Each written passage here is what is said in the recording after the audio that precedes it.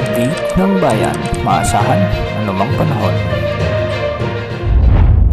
Magandang araw po sa ating lahat. Narito lang pinakuling update sa magiging lagay ng ating panahon sa araw na ito at sa mga susunod na araw. Sa kasalukuyan ay patuloy nating minomonitor ang iba't ibang weather systems na nagdadala ngayon ng maulap na kalangitan at kalat-kalat na pagulan sa maraming lugar sa ating bansa. Unahin natin ang epekto ng shear line na kung saan magdadala ito ng maulap na papawirin at kalat-kalat na pagulan at pagkidlat pagkulog sa buong Bicol Region, Quezon Province, sa may Oriental Mindoro, Marinduque, Romblon, Palawan at Northern Samar.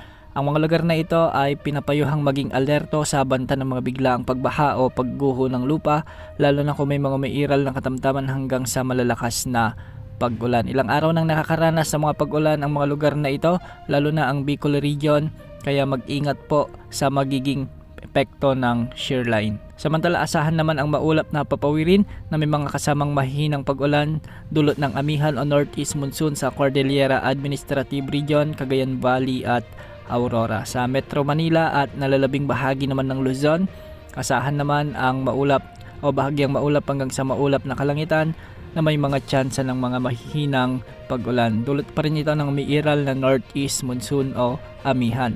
Para naman sa nalalabing bahagi ng ating bansa, asahan naman ang bagyang maulap hanggang sa maulap na kalangitan na may mga isolated rain showers and thunderstorms. Dulot ito ng easterlies. Posible ang banta ng mga biglang pagbaha o pagguho ng lupa, lalo na kung may mga umiiral na severe thunderstorms. Para naman sa lagay ng mga pag-alon sa ating mga karagatan, sa mga karagatan ng Luzon, posibleng umabot hanggang 4 meters. At sa mga karagatang sakop ng Visayas at Mindanao, posible ang mga pag-alon hanggang 2.1 meters. Sa kasalukuyan, wala tayong minomonitor na LPA o bagyo na posibleng makaapekto sa ating bansa sa susunod na 2 araw. Pero kung pagbabasehan natin ang mga guidance models o yung long range forecast ng iba't ibang guidance models gaya ng ECM, WF models at ng DeepMind ng Google, ay posibleng may mamuong sama ng panahon at lalapit sa ating bansa sa susunod na linggo. Kung magiging bagyo ito ay tatawagin ito sa local name na Bagyong Ada, at kung mapapansin natin,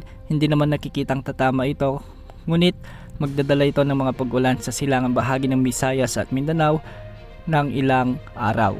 Tabayan na ng mga susunod na updates ukol sa potensyal na sama ng panahon na ito. Yan muna ang latest sa lagi ng panahon. Ito po ang weather update ng bayan, maasahan anumang panahon.